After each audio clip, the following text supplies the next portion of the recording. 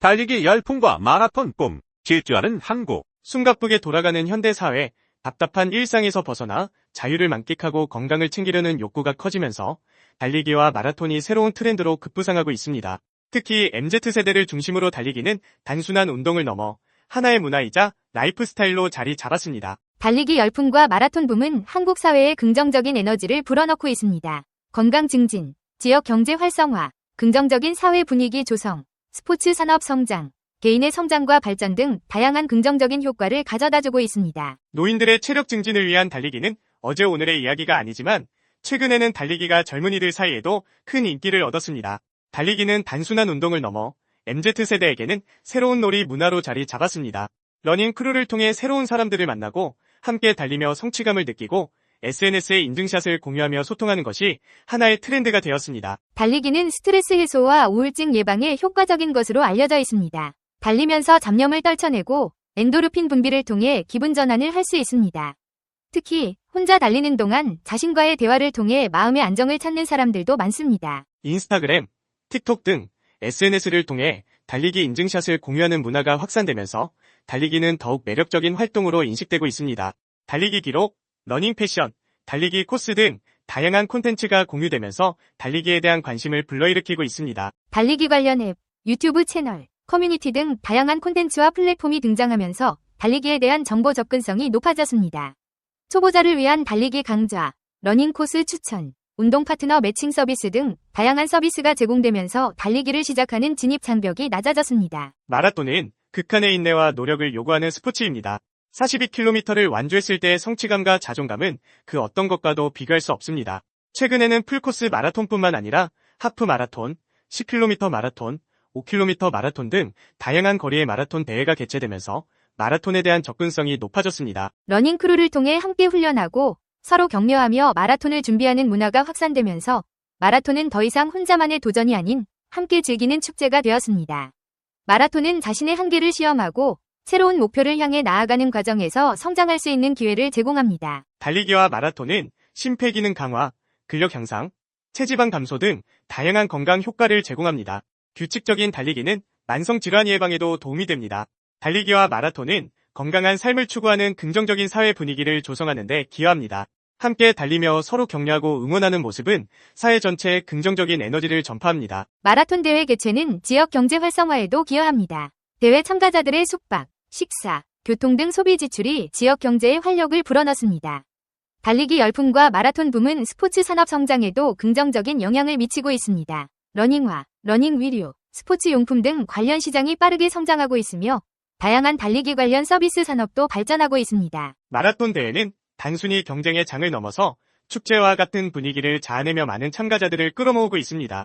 국내외에서 열리는 다양한 마라톤 대회들은 참가자들에게 도전 정신을 고취시키고 목표를 달성했을 때의 성취감을 제공합니다.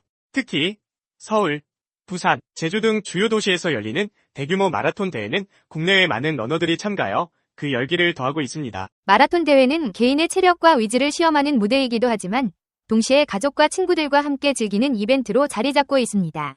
이들은 마라톤을 통해 새로운 추억을 쌓고 건강한 라이프 스타일을 함께 만들어갑니다.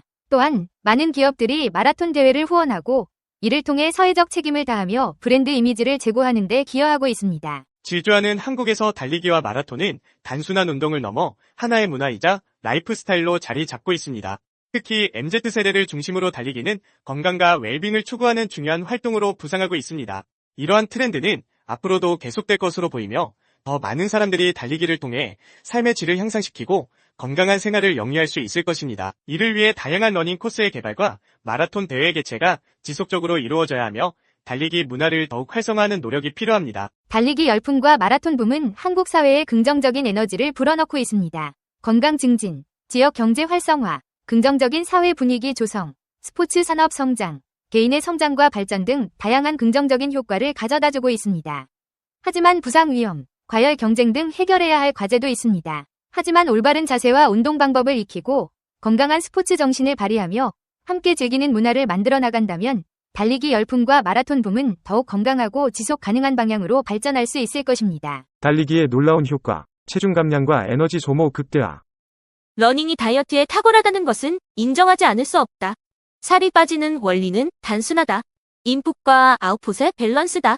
먹는 것이 적고 칼로리 소모가 많으면 당연히 살은 빠진다. 덜 먹고 많은 칼로리 소모를 하면 되는 것이다. 그러나 다이어트하는 사람은 늘 선택의 기로에 선다. 덜 먹을 것인가? 아니면 많이 먹고 칼로리 더 많이 소모할 것인가? 고강도 달리기는 운동 시에도 많은 칼로리를 소모하지만 운동이 끝난 다음에도 지속적으로 열량을 소비하는 효과가 있다. 한마디로 천천히 오래 달리면 지방을 태우는 효과가 있고 숨차게 빨리 뛰면 에너지 소모를 극대화시킨다는 말이다. 사실 긴 말이 필요 없다. 운동화 질끈 매고 일단 밖으로 나가 달려보기 바란다. 매일 꾸준한 달리기에 다이어트 힘을 느껴보지 않고는 알 수가 없다. 걷는 것은 어떤가? 물론 걷기도 좋은 운동이다. 특히 뛰기 어려운 고령자나 관절염 환자에게는 적합하다. 하지만 달리기만큼의 칼로리 소모 효과를 내려면 훨씬 더 많은 시간을 걸어야 한다. 3시간을 걸을 것인가? 1시간을 뛸 것인가? 건강상의 특별한 문제가 없다면 달리는 것이 바쁜 현대인에게는 더 효율적인 운동이다. 바람직한 달리기 자세는 다음과 같다. 2번 들이마시고 2번 내쉬는 호흡이 장거리 달리기의 기본 호흡이라고 말한다. 하지만 반드시 따를 필요는 없다. 산소 소모량과 심장이나 폐 용량이 개인마다 다르기 때문이다. 코와 입을 이용해 최대한 많은 양의 산소를 길게 흡입하고 빠른 속도로 내쉬는 것이 좋다. 들숨과 날숨이 의식되지 않을 정도로 편안하고 자연스럽게 많은 산소 교환이 일어나도록 호흡하는 연습이 필요하다. 최대한 많이 들이마시고 많이 내쉴 수 있는 호흡이 달리기의 중요 호흡법이다. 모든 운동은 시선 처리가 중요하다.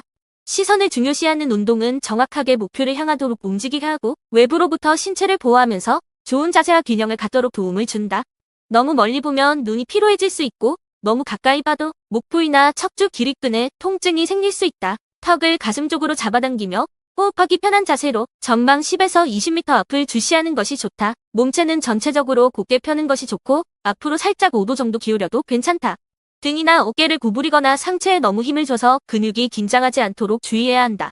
걷기와 마찬가지로 복근과 등 기립근의 적절한 균형을 이루며 척추를 바로 세우는 것이 좋다. 달리기 동작에서는 고관절 굴곡 운동 범위가 중요하다. 고관절 굴곡 범위가 크게 나오려면 척추는 반드시 바로 서야 한다. 앞으로 너무 기울어진 척추는 고관절 굴곡 운동 범위가 줄어들기 때문에 달릴 때 앞쪽 다리의 동작 범위가 줄어들고 뒤쪽으로 발을 차는 동작이 상대적으로 커진다. 팔 모양은 옆에서 보았을 때 L자 또는 V자 형태를 유지하는데 가능하면 90도 각도를 유지하는 것이 좋다. 손은 달걀을 하나 쥐고 있다는 느낌으로 가볍게 파지한다. 상체는 늘 긴장을 풀고 힘을 과하게 주지 않으면서 가볍게 흔드는 동작이 좋다. 가슴 중앙부를 향하여 허리에서 어깨 높이까지 자연스럽게 흔들고 머리 위에서 내려다볼 때 뒤집혀진 완만한 V자 형태로 팔을 움직인다. 과도한 팔 동작은 에너지 소모가 많아지고 어깨 통증을 유발할 수 있다. 하지만 체력이 떨어졌거나 막판에 스퍼트를 낼 때는 인위적으로 팔을 세게 흔들어 추진력을 얻기도 한다. 보폭이란 착지시 앞발에서 뒷발까지의 거리를 말한다. 달리기 주법에는 보폭을 넓혀서 성큼성큼 걷는 스트라이드, 주법과 보폭을 줄이고 발이 움직이는 빈도를 높이는 피치 주법이 있다. 나이지리아나 케냐 선수 혹은 엘리트 프로급 선수 같은 경우 보폭이 크고 보속도 빠르다. 하지만 처음 달리기를 시작하는 사람은 욕심을 내면 안 된다. 보폭이 크면 체중의 중심점에서 착지하는 발이 멀어져 달리기 부상이 많아진다. 그래서 처음에서는 보폭을 줄이고 보속을 높이는 데 집중하는 것이 좋다. 보속은 1분 동안 한쪽을 기준으로 몇 번 반복해서 착지했는지 계산한다. 1분 동안 오른발이 80번 착지를 했다면 보속은 80회다. 자신이 한 발 기준으로 몇 번을 착지했는지를 세어보고 점진적으로 늘려나가 90에서 100 정도의 보속을 유지하도록 노력한다. 처음 달리기를 시작하게 되면 진행 방향으로 에너지를 쏟는 것이 아니라 뛰어오르는데 힘을 다 쓰는 경우가 많다. 100m 달리기나 농구 경기를 하는 것이 아니므로 토끼처럼 깡충깡충 높이 뛰는데 체력을 소모할 필요는 없다. 오랜 시간 지속해서 달려야 하므로 발바닥은 최대한 지면에서 가까워야 한다. 과장되게 이야기하면 신발이 살짝 끌릴 정도로 지면과 가깝게 발동작을 유지하는 것이 좋다. 유용하게 보셨다면 이 주제에 대한 여러분의 의견을 댓글로 달아주세요.